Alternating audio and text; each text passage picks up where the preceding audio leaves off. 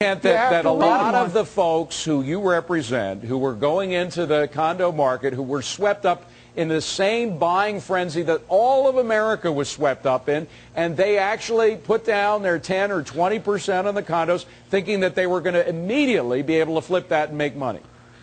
You know, this is the very problem that the developers had. They misrepresented what they were having. They gave the blip and the glib and the glitz, and they induced these buyers to buy these beautiful, beautiful developments with these gorgeous pools. And this developer that we're talking about even said it was right on the Biscayne Bay. And in fact, it was a block and a half away. And the judge, amazingly enough, said, well, if they knew the address and looked at the address, they would have known where this building was. But they lied, and they lied. Even the property report. Ken, just answer the question, Ken. The fact is that what the argument of the industry, of the developers is, and of course Andrew can argue this, but that your clients were just looking to flip property quickly, and because they couldn't do it, because the market crashed, they're going into the contract or going in to look at any little piece of legal evidence that they can to get out of the contract.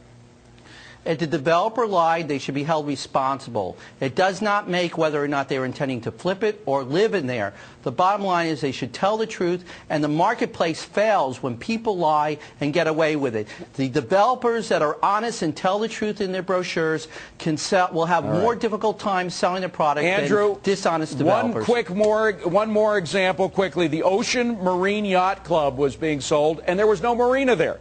The Ocean Marine Yacht Club and no marina. Doesn't the buyer have a case there? Probably does. That case is still pending.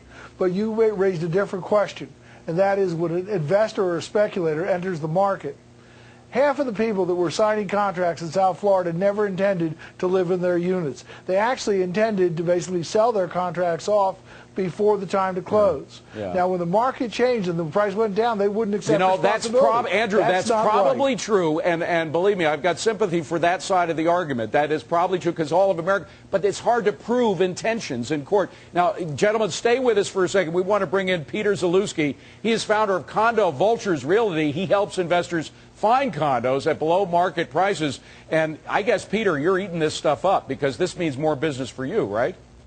Well, David, it absolutely does. What I would tell you, an interesting point that we're seeing is many developers would like to see the buyers fall out so they can keep the vast majority of the 20% deposit, which you said could be a couple $100,000, with the idea that if they can clear up units, they can turn around and sell them in blocks to large hedge funds who are aggressively down here looking for value. So, you know, that's another element to sort of consider in the overall equation. And Peter, are you having any trouble finding the buyers that want to get into these condos that people are trying to get out of right now?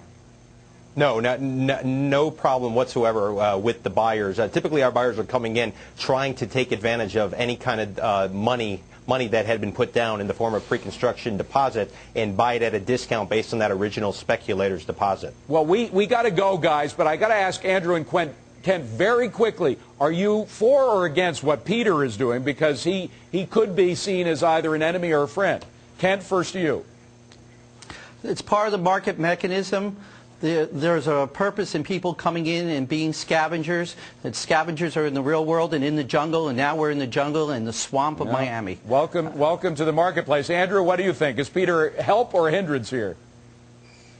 Well, they don't call it a vulture fund by accident. They come in basically to sweep it and feed at the bottom. But they do protect the bottom of the market from collapsing, so it's fine. All right. Well, Peter calls himself a vulture. They're called Condo Vultures. So, you know, that's part of the system. That's part of the clearing mechanism we have in our market. Thank you, guys. Andrew, Ken, Peter, appreciate it. Thank you, David.